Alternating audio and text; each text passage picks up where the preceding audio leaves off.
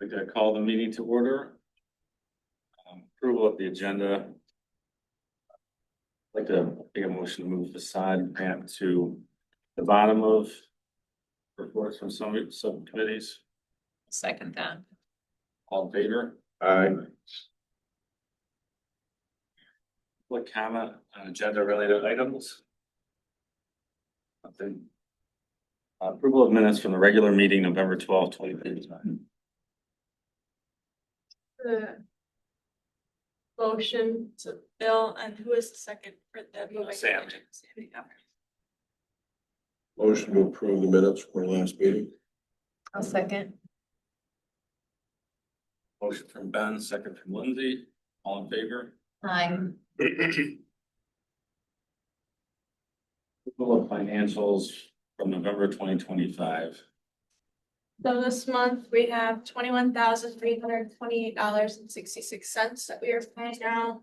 The recurring fees of QuickBooks, the Manistee Area Chamber, executive director fee, and then Richards and McDougall, as well as the Shine. They came out to repair the lights before Sleigh Bell weekend. We have Spicer Group for a streetscape expense, and then Calvin Lutz Farms for the garland and bows.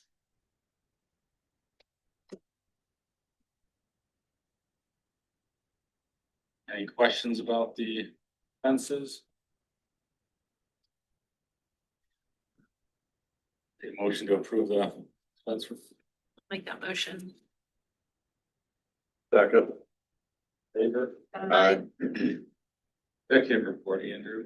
Standard. Yep. So this month, 21 economic development contacts in the downtown district. I was able to connect with a lot of our business owners yesterday regarding Sleigh Bell. Kind of hit or miss. Some of them had numbers that were stronger than last year. Others were very similar or just below. There seemed to be some level of consensus that it felt like there was slightly less foot traffic. And so a lot of the people who had those gains were making them off of less transactions. But obviously we'll know more at January's meeting once those numbers are reported out for that event to see if there was an actual drop in foot traffic. But that's just what businesses saw that I had talked to throughout the district yesterday. In November, we did have that jump in vacant buildings up to 14 from 12. As a reminder, 2 of those are already spoken for, and they'll be filled in the spring. And then the remaining 3, then there's 3 vacancies that are actual move-in ready vacancies. And the other 9 are redevelopment projects that aren't ready for a small business to enter. And so still working with property owners in the district, had 4 really, really strong contacts with our property owners in the district to talk through redevelopment of their property, including the music vault and the PNC building to activate those spaces. And then Streetscape moved forward, continuing to work with Spicer Group on that to get the RFP ready for the RAP grant portion. Had a couple design meetings with Spicer and their design consultants, which were productive. And then for facade MEDC, we paid out well nested in November, if you remember. And so that was a big win for that MEDC grant, and is a big win for Teresa down there at Well Nested. She put a lot of effort into that. And then just take note of 141 Washington. Progress is being made on that property still. We're kind of just in that lull phase where construction is going to continue as normal. It's not like we have much of a role in that, like month to month, outside of just continual communication with the developer and the construction firm to help identify end users. But construction's kind of been moving forward pretty steadily according to the Kincaid Group, and no major changes there. And so they're still projected to hopefully finish that project mid to late summer of 26 is their timeline still. And that's all for me, Bill, from the executive director standpoint. Thank you, Andrew. We'll do streetscape update. So as I've kind of mentioned in the executive director report, a couple of meetings with Spicer and in the subcommittee for design finalization and rounding out certain details they need for that RFP. They've moved back the opening bid date into late January rather than the beginning of January, but that shouldn't impact the spring construction that the RAP grant is still gunning for.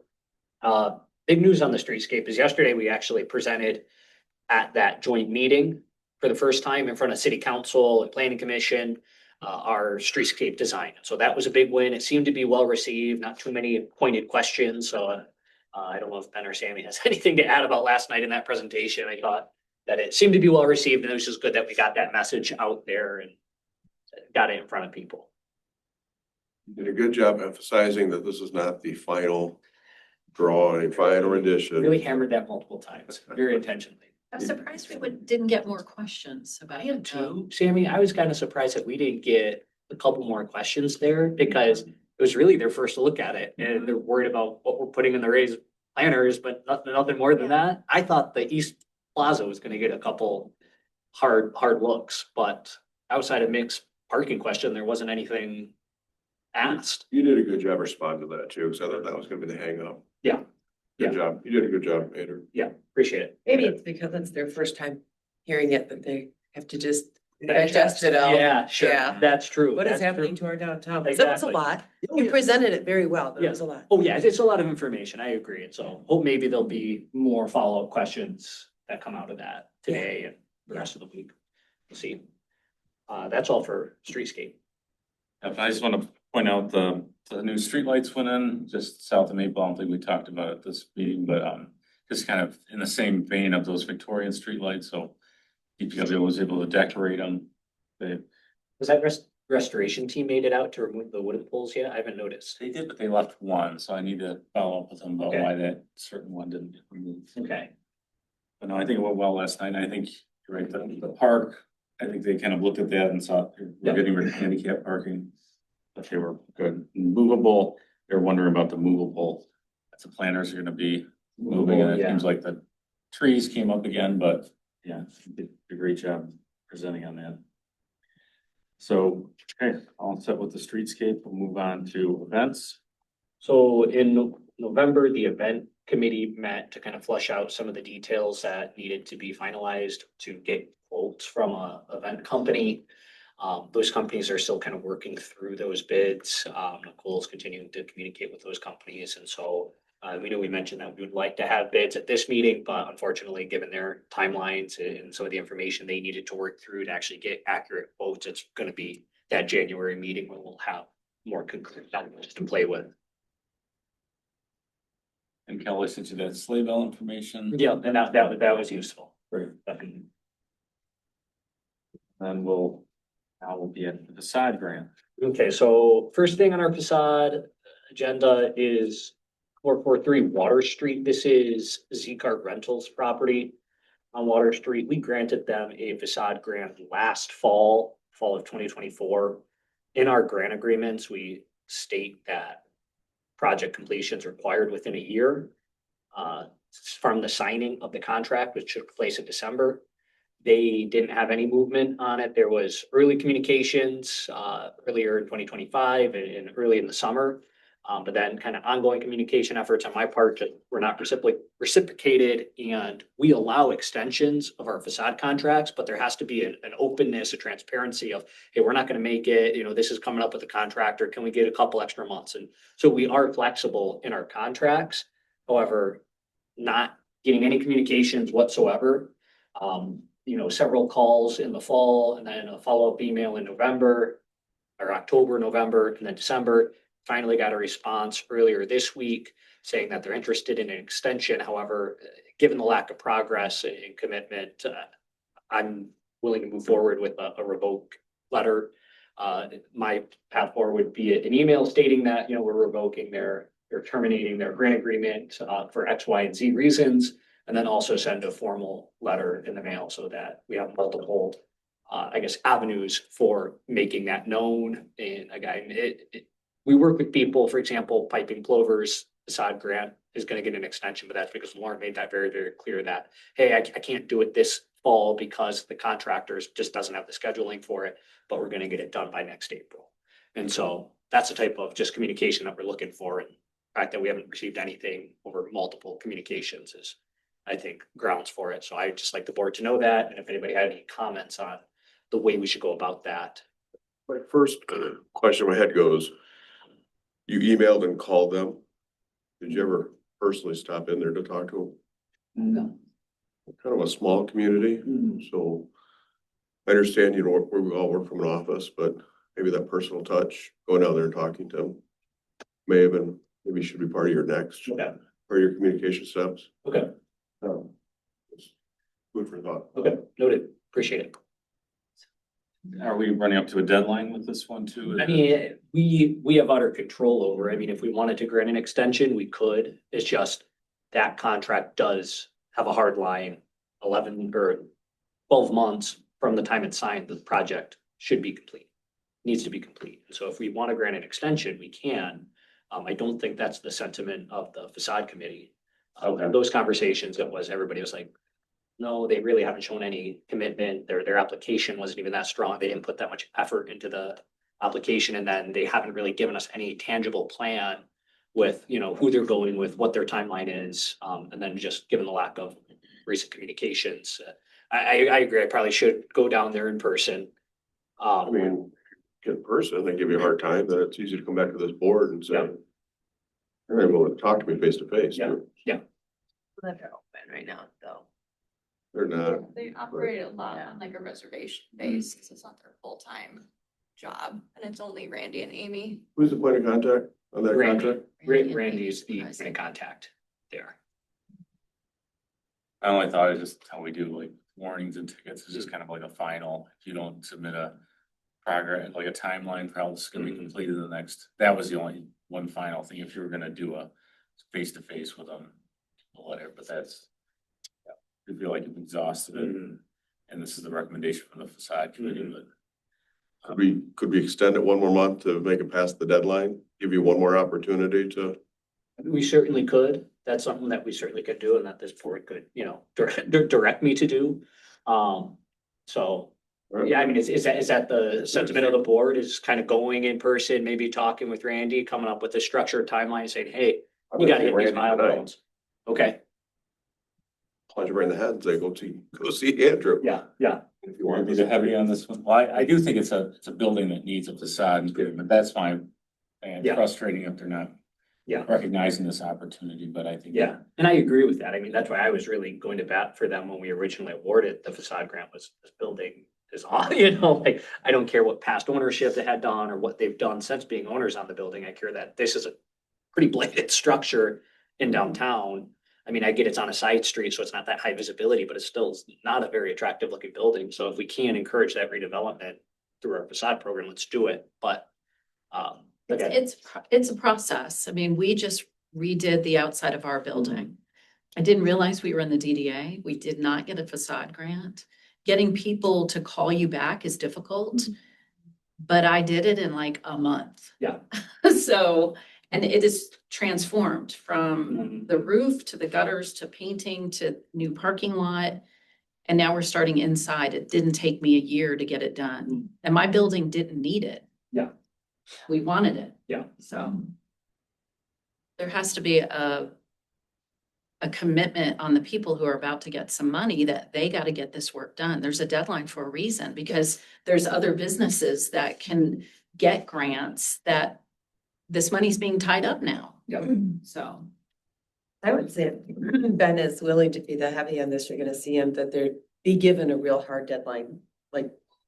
Last final. Yeah, this doesn't happen by this date, no, $200, no. well, how about before you go talk to him, I'll go in person, give another round of communications to Randy in person and map that out and have a very candid conversation about, hey, you gotta get, this is your time period. If you can't complete this by X month, the spring, then that's a revocation period for us. So I can go ahead and do that before you really lay down the hammer on him personally. So I can make that contact, and then, yeah, if you want to nudge him tonight, be like, hey, need some communication. I just would That like to works. make a comment that they don't work out of that building 24/7. So it's not heated by any means. I was just there on Saturday to pick up the golf cart.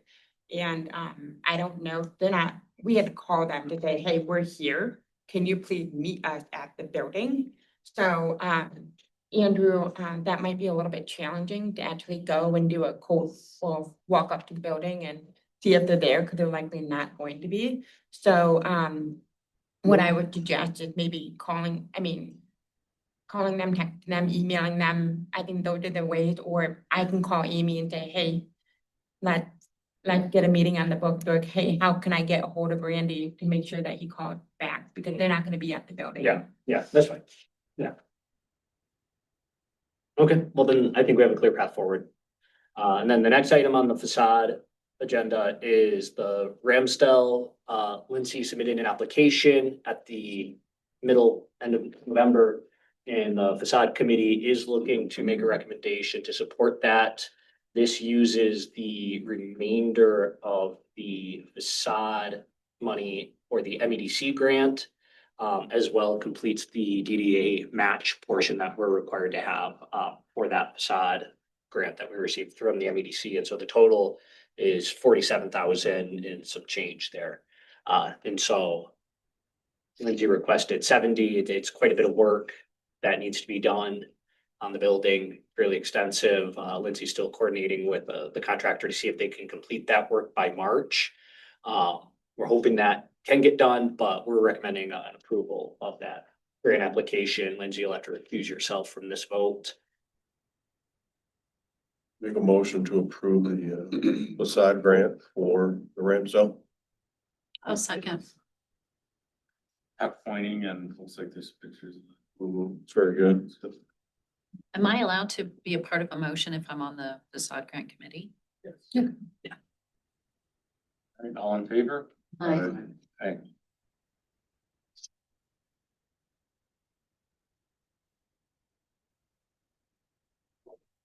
The old business vacation mode promotion.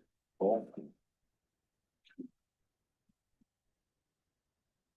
So we are entering the final month of the program. All the cards expired this month, December 24th. So kind of a similar number to last year in the redemptions, we had $746.90 redeemed in November. A total for the program so far has been $10,445.91. And then our top businesses are all, like 7 out of the top 10 are all located in downtown Manistee. And so far, the DDA has contributed $2,276.18 of the 5,000. So I do expect in January, the chamber will be reimbursing the remainder. Partners, okay.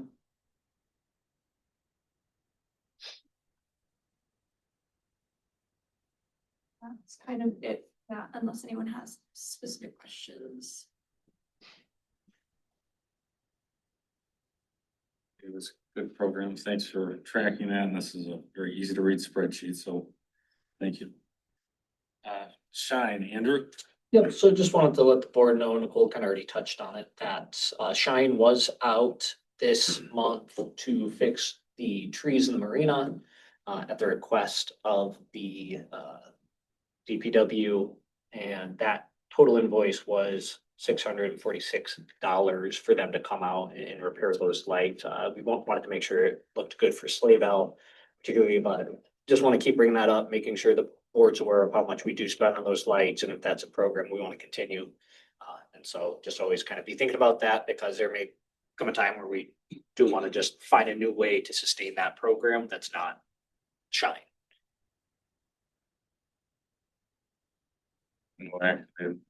Yep, no action required on that.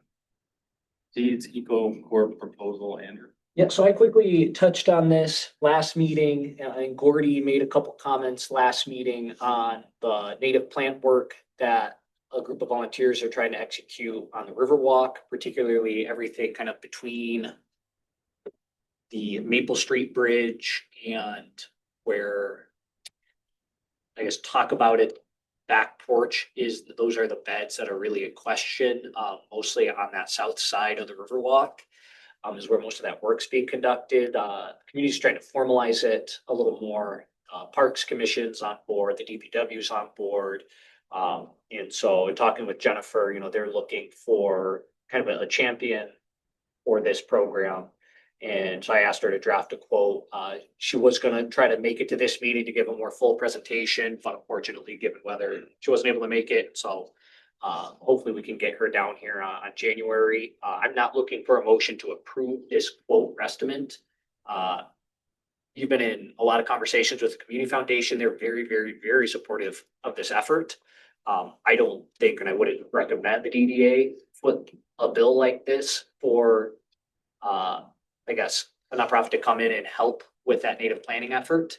I think that we can kind of draw from multiple sources throughout the community and play a part in supporting that effort. And so in talking with the foundation, they recommended that we apply for a grant in the spring grant round to help support that. And we can coordinate with other city players to, kind of come up with funding. And so that's kind of what I'm asking for today is the pursuit of a community foundation grant, to kind of help promote this effort, and make sure that we're supportive of it. The community foundation only requires a 10% match.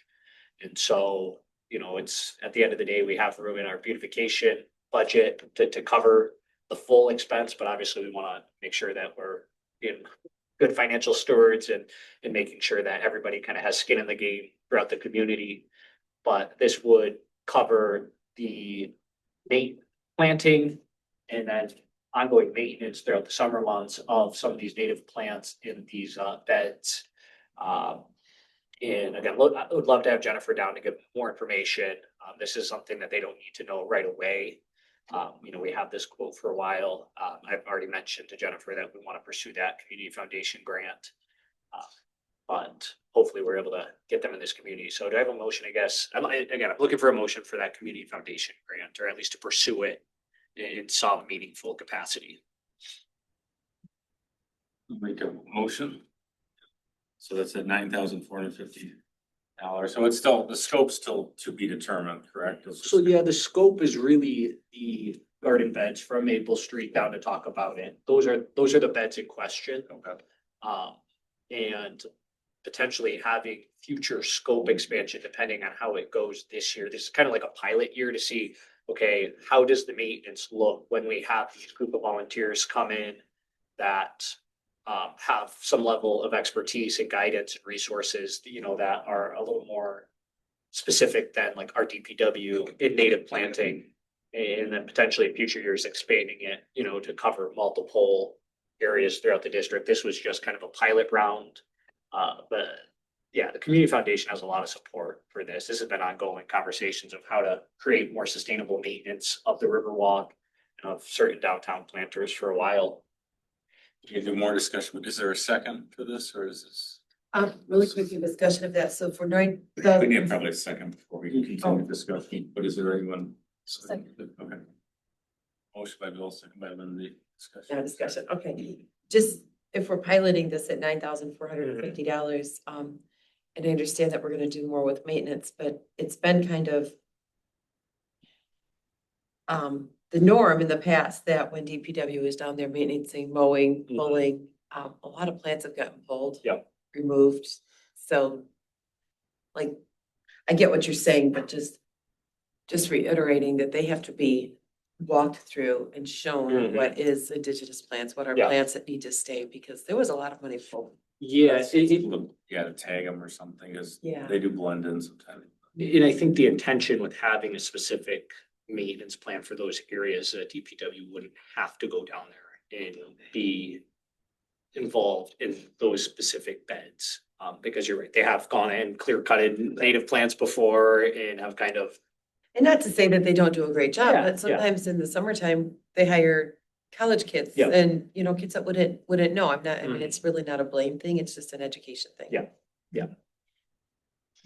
The reason I was bringing up the scope, we're gonna have potentially, we have a various project we're working on, the tourism authority that might Yeah. have some placements here and there, so I think there's plenty of areas to do this, and I think Yeah. up at the downtown. Just wanted to know if there's flexibility to. And I think there certainly is, because I know that tourism's been working hard on that, and so don't want to interfere with that project. I think there's still, to my understanding, I don't believe the project scope will impede Journeys, but I think that's a discussion that we can have once we get closer to, making a final determination of that. So we could have, the final proposal would come back here, just kind of. Yeah, with final yeah. blessings. Yeah, there's, I still think that this would need to be a community effort, rather than the DDA footing, a $10,000 bill. It's, can we spend $2,000-3,000 and then have multiple parties buy in and get the community foundation to cover over half? We have a motion, a second, any other discussion? All in favor? Aye. Opposed? Motion passed. New business, Manistee software discussion.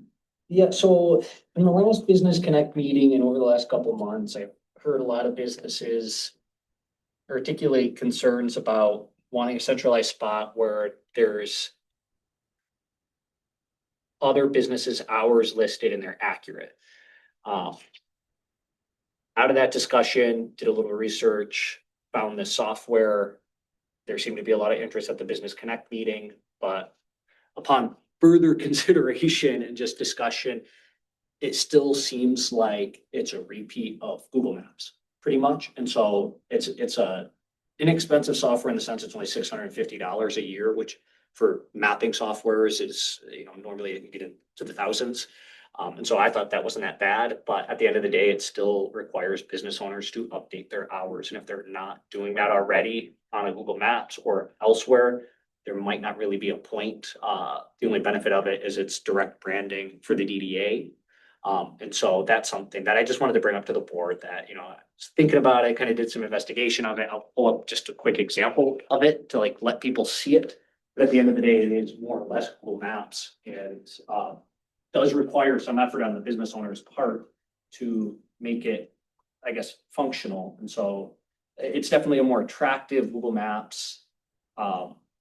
And you have customizable bios that people can curate to their liking and post their hours, but that throws it back on the business owner to maintain, right? And so again, this was just a discussion I wanted to have with the board to kind of let you know that was a discussion had and that people are looking for ways to clearly communicate hours consistently and accurately to customers coming to the district.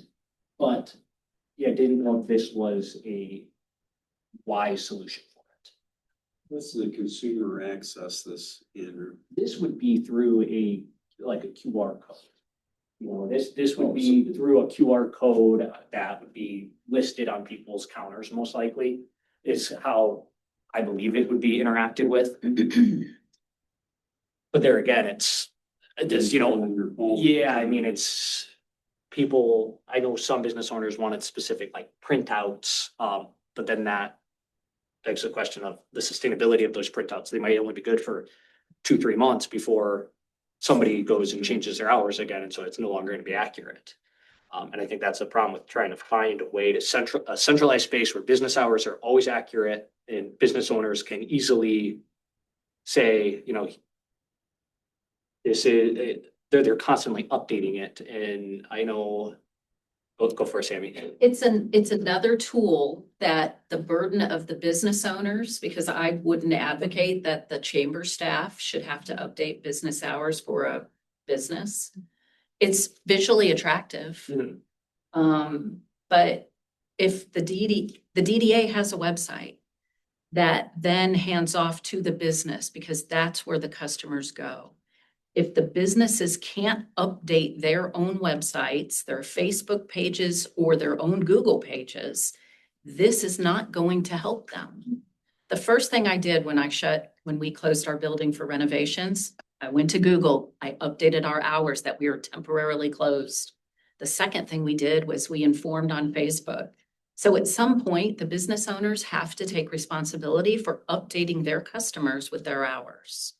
And a lot of businesses aren't doing that. I couldn't tell you how many businesses don't even call tourism to let us know about information for our vacation guide that goes to 60,000 people. So one more tool is going to be another burden on the business owners, and it will befall the chamber staff to do when they don't do it. Yeah. And that's not reflective of every business. Let me just preface Yeah. that with a little asterisk. Yeah. So I always know when TJ's is open. Yeah. always, yeah. Always. As much And the as I, Golden Stag, I always know when they're open. as because much I- as I totally, oh, go ahead. Sorry, go No, I totally agree with Sammy. 100%, it is another burden and you do, and maybe once a month in our business connect meetings, agreed that the businesses have to come, but we have a work session on this. Let's do it right now. Let's update your, because I see the benefit to this being, I don't know where I want to eat Right. downtown Manistee. I know I want a restaurant. So I go on there, I go onto Google Maps and I see that, oh my gosh, we have soups at TJ's, we have Mediterranean food, we have pastas, we have wood-fired pizzas, we have flatbread pizzas, I have Italian down here. So you might have the idea of where you want to go. I want to shop for clothes. Didn't know we had piping clover. There's Glicks, there's Letabellas, there's Hallmark, who would think that? So I think that there's a bigger broad of like, this is what I want to shop for. Now, where do I can look for it? But Sammy, you're right. If they don't update their hours, that just frustrates and it makes our downtown look unorganized or uninvolved. I don't think technology is the issue with businesses. It is the education of how they market is the issue. I would advocate using money or resources to educating these businesses on, okay, this is how you update your Google profile. And if you don't have a group Google profile, it's free. This is how you do this, using resources to educate people on how they can do this for themselves, because it's not going to change. I see that. Yeah. But they gotta show up. That's what I just told Carmen. I said, we could do a lunch and learn on that, but they have to show up.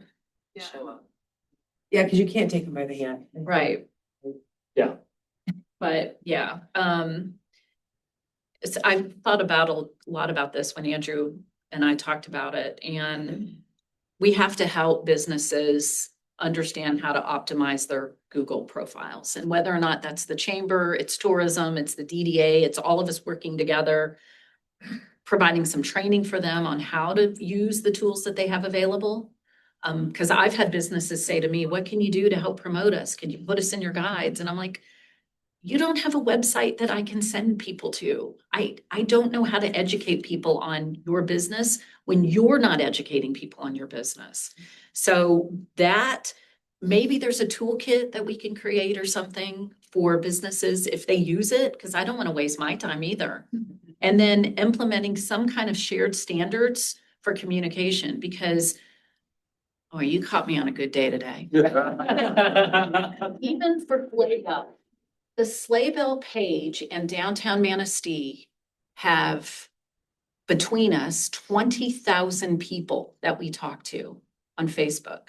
But yet all these little event pages were popping up and new Facebook pages. And I'm thinking, why didn't you just communicate with downtown Manistee or with the Sleigh Bell Parade site, tag us, or create a calendar item within our page instead of building your own? So you've got these other events that have their own Facebook pages now, and nobody knows about them.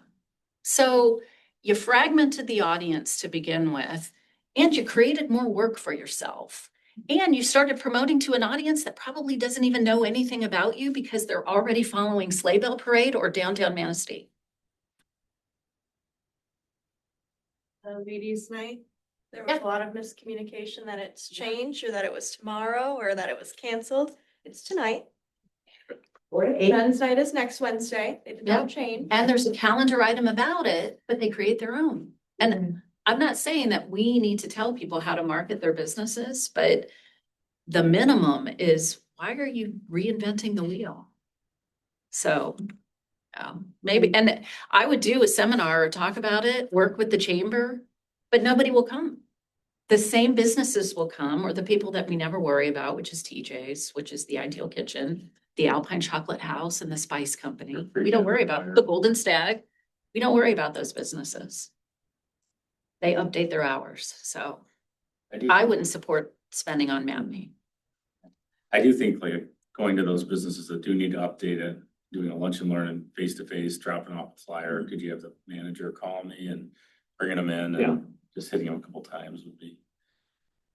But it shouldn't be your burden. No. It's almost like you just wonder if a little bit of effort too would, because you don't want to frustrate, residents Yeah. and visitors and. Or the tourism lady. Yeah. But like, for example, for the North Channel is gonna be temporarily Yeah. closed, and it needs to be updated on Google, and I know I popped over there one time on a Saturday and they weren't open when they Yeah. were. So it's just frustrating because you make plans to do something and then. Yeah. Yeah. Right, because you do have that handful of businesses that pick and choose what days they want to be open, and they don't communicate that well at all. Yeah. And then they're in a vacation guide that now people might go, oh, this sounds really good. I'm gonna go over there. And then it's like they see a close sign. So, What do you think about, I like the lunch and learn idea, but you're right, you want the people who would benefit from it, not the people who are doing it. But I think, I know the chamber sent out a bunch of, you send out those emails and things, but I wonder if it's just like planning on doing a lunch and learn for this. And, it's important to downtown that these hours are accurate on the sites that people visit. Anything that's an internal discussion that the chamber gonna have to explore, what that might look like, best strategies to, approach a certain group, but it's also. Is it focused on the DDA district? Is it broader? I think those are all internal discussions that the chamber can have. But no, I appreciate the insights. I was just wanting to bring that forward, have a productive conversation about it. Sammy, thank you. What do you have for Dr.? Comment, I think, having the manpower to get out and go downtown, I love that, doing face to face, being able to see people. But please, I just wanna just gently remind people that we are down one person, and that person is marketing communication. So, just be mindful of that. So we are, going through a transition period of, what next for the chamber. So just wanted to let you guys know that too. All right, public comments? Comments by board members? Jamil? Ben? I just want to make sure. I kind of teased about before this recorded. I thought it was a good meeting last night. Session was good. I think some of the content got a little deeper than we needed, but it was a good overall meeting for us to be part of. And I think we're hoping to keep it brief. I know some things get a little deeper. Any comment, any thoughts you have about content, I think next year? Like a really 50,000 foot view would have been better versus it felt like we got into about 10,000. And I thought Andrew from our side did a really good job. Nice job, Andrew. Naomi? no, just, looking around after Sleigh Bell over the weekend, there probably was fewer people. I think the weather might have contributed to that. It was 20 degrees and snow the night before. I think the businesses that activated, that got involved, probably saw at least a flat or an uptick in some things. I went into every business on River Street and there were some that were more crowded than others. But overall, I think it was a good event, a fun week, a lot of fun activities. So thank you to everybody who participated and got involved or had a special or just did some kind of activation around Sleigh Bell. Your work on that. How did the hotels do? The Hampton was sold out. They had a wait list that was pretty long. So, a lot of people, I think, use it as I had several people tell me that because Thanksgiving was the week prior, that this was their Thanksgiving. So I think it was a homecoming for a lot of people. So, but I'll get numbers on that one here in the next 20 days. So. Very nice. Lindsay? No, I'm good. Deanna? I wanted to mention this last month, but I was not here, so I apologize for that. But Sammy, the signage looks wonderful downtown. I just wanted to mention that before Sleigh Bell, but it spot on. I really like it. Also, because I wasn't here, did we discuss, Bruce Allen's seat? Are there applications open for that? So I have talked to Heather about it, just out of respect for Bruce and allowing, an appropriate amount of time to elapse, so that will be posted in the new year. Okay. Vacancy hasn't been posted or anything like that, just out of respect for Bruce. Yeah. And so wanted to give that kind of grace period for that vacancy, and it seemed like there was really no rush, and there's nothing in like legislatively that requires us to list that as, soon as humanly possible. And so it'll come out in the new year, and I'll let you know when. In the interim, as a board, that do we have, I mean, should we appoint another vice president, or does the person who take his seat just, does that go to that person, or should we open that up for discussion? That's a great question. I think we probably should open that up for discussion. I don't fully understand how that works. I'd have to probably talk to Heather as to what would be best practice with coming up with a new vice chair. But I believe we can have that discussion in January. Thanks for bringing that up, Odie. Nominations. But I'll just, my comments, just we've ended with the snow removal policy, starting to snow blow the river walk. Doing it with we have those new signs, with EDA grant, pointing people down to the, between next to Fracano's, that area, then the Dick's Barber Shop. So we have those two accessible areas. We're kind of starting to snow blow that, so it requires a different piece of equipment, just a regular snow blower. But we're working through some issues. I know behind the Manistee and Marina, it's pushed up there, so we want to work with your contractor, figure out if there's another spot where that way we can have one path, but we'll talk about that. For the snow. So actually, I think, because we closed down the bottom level of the hotel, Mhm. so we probably will stop plowing that. Okay. And reach out to the neighbors that park down there. And so that has to be a whole discussion. Okay, figure that out. Thank you, everyone. Yeah. So motion to adjourn. Motion to adjourn. Yeah, our special meeting after that, it won't be nearly as long as the regular. So, Okay. I'll second the motion. So we can jump right into the next meeting. So we're supposed to have 2 informational meetings a year, and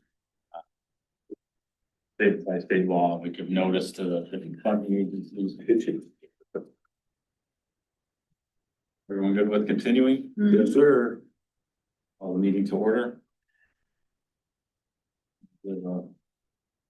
You want to set up a new? no, I don't think we need to, Nicole, do we need to set up a new Zoom? No, I'll just. You tried to do. Trying to get the packet up. There's no packet here. We have a motion to approve the agenda I'll make the motion. Second. By Sammy, second by Ben. All in favor? Aye. Agenda related items. DDA year in review. Motion to approve agenda. Approve. Second. You're welcome.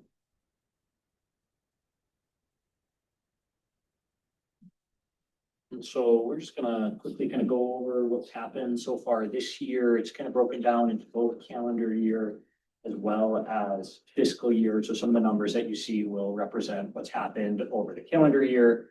Some will represent what's happened so far through this fiscal year. And so just a quick overview of what the DDA is. We have a couple of different objectives as a downtown development authority. One is to promote economic growth and development in our district. Second is to create an identifiable and attractive downtown. And then third is to strengthen our business in communities. Yes. And so some of the major metrics that we track this year are downtown business contacts. That is up from last year, largely due to the fact that you were kind of not missing the DDA director, but I started the role back in June full time. So this number is up almost by 100 contacts compared to last year. The number of 229 represents not just me popping into a business for 2 seconds and then leaving. Or me shooting off an email or a 2-minute phone call. These are substantial contacts that are taking place in downtown, conversations that are longer than 10 minutes, and me actually doing business retention visits with our business owners and building owners downtown. And so that number isn't just an inflated, every text message I sent, every call I had, it's more robust contacts than that. We had 7 new businesses join our DDA district, including Love Wine, Linabella's, 1682 Boutique, several new businesses within the River Street Marketplace that were noteworthy. And so that was excellent. You know, people are looking to invest. Linabella and Love Wine both were existing business owners in other communities and saw downtown Manistee as being an attractive place to, expand. And so continuing to see that growth is really exciting. And then from a facade standpoint, this calendar year, we saw over $100,000 reimbursed through our facade program, which is really, really exciting. A little less, obviously, in our fiscal year, but this includes the payout for dwelling realty, as well as like Masted's payout that happened last month. And so some of the other programming that we've seen in some of our larger expenses have been our downtown decoration efforts, both through the hanging baskets, where we spent $7,600 on that for both for the spring hanging baskets, and then the downtown decorations being the garland on the bridge. That expense was $4,700. And Nicole, remind me, is that including other expenses than just the downtown garland, or But it also includes the holiday bows. the holiday bows in that expense as well? Kind of mentioned at this meeting, but we're still contracting with Shine for those marina lights. Year to date, we spent $970 with Shine to come out and do repairs. And that includes their kind of mobilization cost, as well as paying for new strands and their labor when they do those repairs. And then we also made that decision to continue buying kind of sodium chloride, snow melt. And so that expense was close to $3,000 this year, given the biggest kind that we picked. We actually bought a different product than we did last year. So it's still like a rock salt consistency that's coated in sodium chloride. And so still testing that out. I know we are over a quarter of the way through that pallet. I believe that's probably closing in now on after this storm, probably getting down there pretty close to getting down there. And so moving on to the next page, I'm gonna kind of turn it over to Nicole just to talk briefly on social district, as well as our Manistee County Cash program that the DDA runs. We currently have 11 active businesses in the social district. That will decrease this next year as for condos will not be renewing for it, so we'll be down to 10. As soon as Scooby's opens, they will be eligible to start selling social districts. They've gone through the paperwork and the necessary documentation, so they will be all set. So that'll kick back up to 11. Manistee County Cash, for a total from January to November, we've had $17,446 spent in downtown Manistee. That is an increase from last year.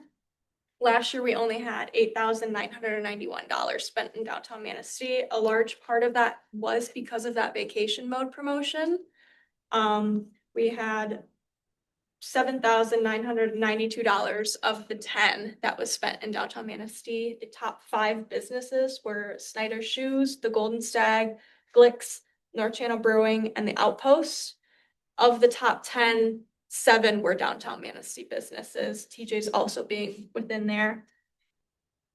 Then we also had the new banner package that was quite exciting with the partnership with Tourism Authority. So those were implemented this year. We spent $3,515 in getting those put up and made by Urban Vinyl.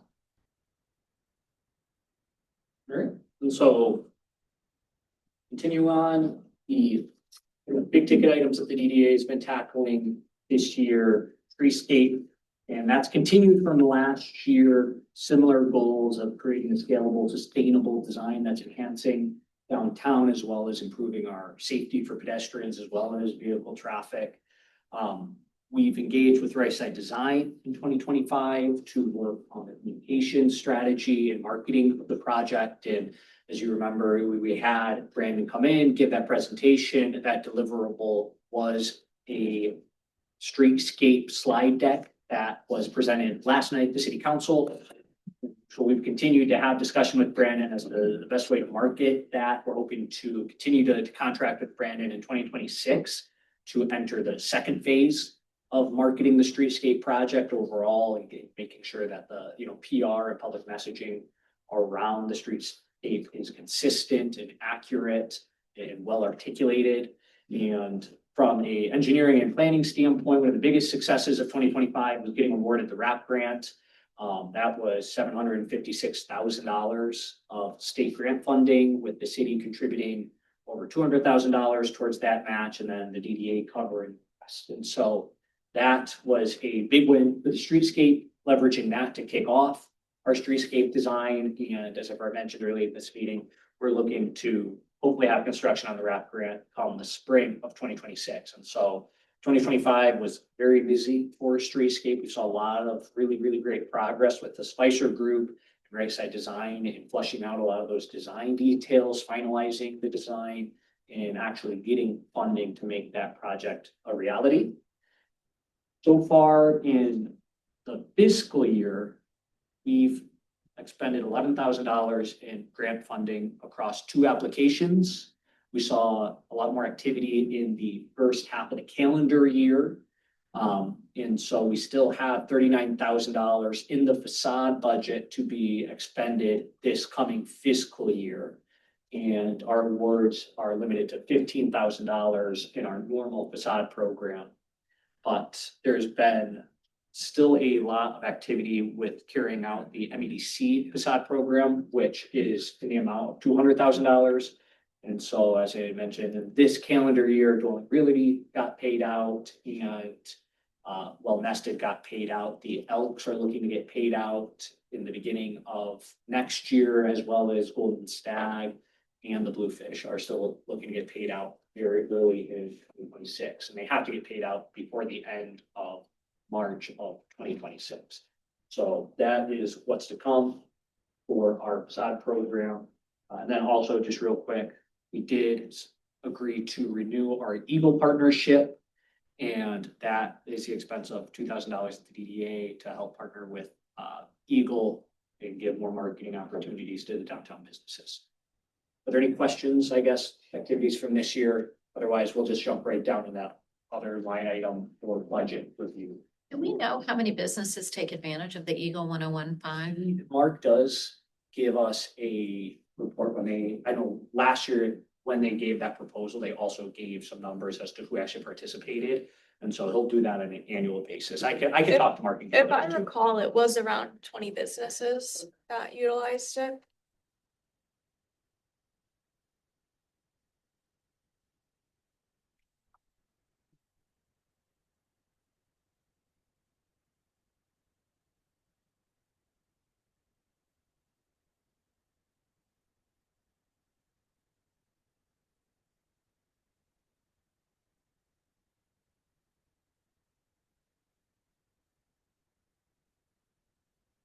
Alrighty, so we wanted to do the budget review a little bit different than last year. So put together high level of income and expenses.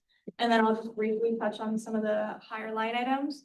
So to date in this fiscal year, so now we're talking about July to December. So that 6-month period, we've received $460,987.52. I'm only expecting about 52,000 for the remainder of this fiscal year, and that just is the TIP payments come in very large in the first 6 months.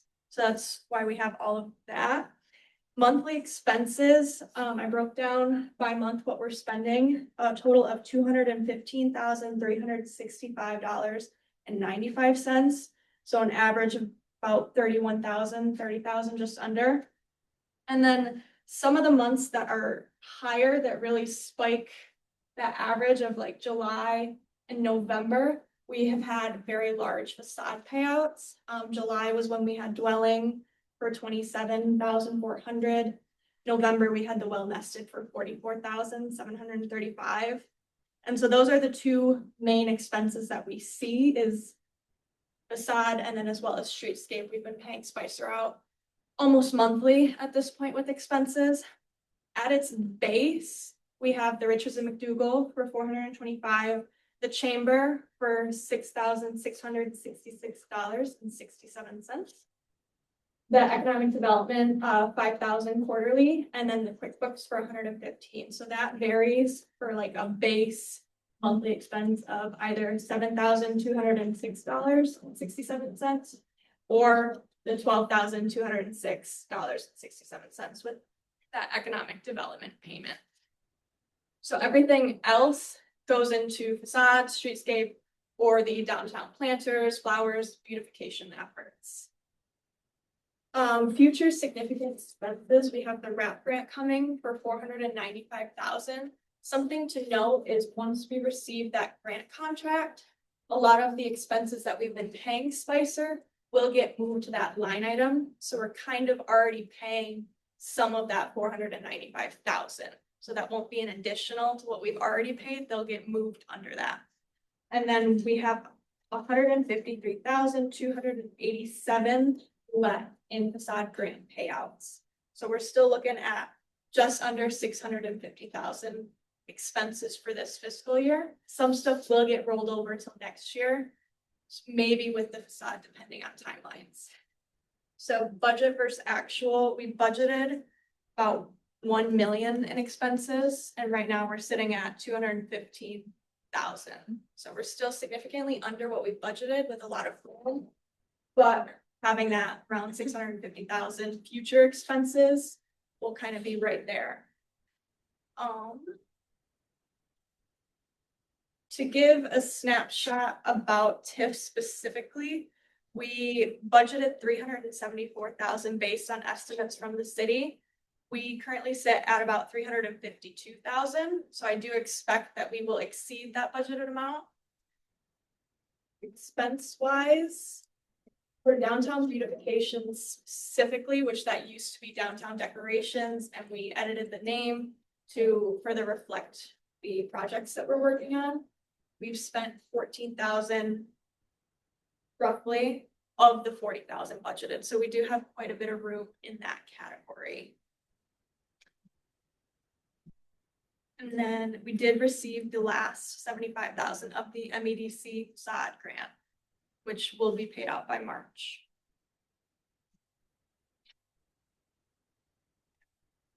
Any questions for Nicole? Yeah, the last little bit will be the pie chart there. So we currently hold about 82% of our funds in Michigan class, where we receive about 4% interest rate. So we have just over $730,000 in Michigan class. And then currently in the bank, 150,000 at West Shore. Is that it? Very good. Thank you. Any questions? Real quick, what's the interest rate we're getting at West Shore? It's just around, I think, 1 or 2%. It's significantly lower than Michigan class. They have anything else to offer us? They have a higher yield to get us or not? Discuss that with them. I think, I don't know that they have anything to the extent Michigan class does. No, normally they're about 2 or 3 though.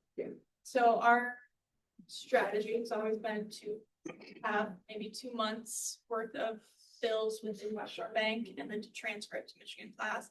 It's a very quick process to pull it out should we need it. Right.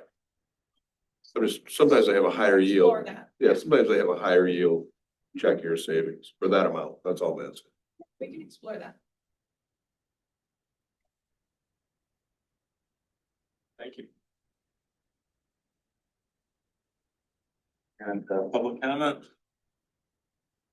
Thank you for being here. Comments by board members. I thought past sleigh bells went very well. I think Roberts and then had a great turnout, and I'd like to see more of these events we've discussed in the past, and getting together and collaborating on this similar types bring the traffic downtown. Appreciate the efforts of the DDA, especially in all the new signage and the traffic created. Restaurants have been doing very well, so. Businesses participated too. Yeah, the businesses looked really nice. They decorated for sleigh ball. Signage is great. Everything looks wonderful downtown. I'm excited about streetscape. Thank you. And Those are, Looking forward to budget season. Nicole, you do a great job. And you too, Ethan. I'm good, thank you. I'll just add that our EDA grant is basically closed out. We had our final contractor with the landscaping, put up those shade structures. The sales, we're gonna wait till the concrete cures in the next, I think we have like 20 days left on that, but probably we did get, we were supposed to have this all completed 12/5/25, so last week I talked to our project manager, weather, and with putting up those final shade structures, we have to have all the closeout documents in by March 5th, so we made it, but it was I appreciate the DDA's partnership on that project and the tourism authority, but it was, I think we're with the signage all in, I'm excited for the spring where people get to take a look at it and enjoy it. Thank you. Deanna? I have nothing, thank you. A couple comments here. First and foremost, with the Playbow weekend, I just would like to recognize Kelly with the city of Manistee and the DPW department for all their hard work. And also would like to recognize Sammy at Tourism. Would like to thank all of your hard work with marketing the event and making sure that it goes seamless. Sammy, you did a nice job with the bells as well. Thank for sure doing that. It was. I have a little stir. It's criminal. So just want to recognize that the city did a really nice job of, housing that and putting together all of the committee and the meetings and so forth. Also would like to recognize, Nicole's efforts in putting this together. This is a really nice snapshot of, what's available, what's going to be future for events.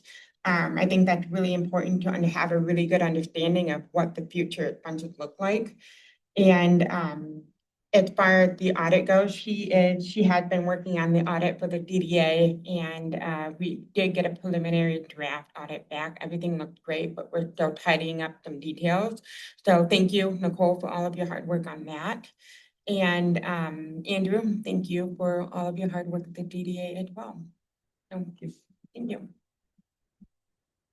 Thanks, Carmen. I'll take a motion to adjourn. motion to adjourn. Second. I'll second. All right, thank you, everyone.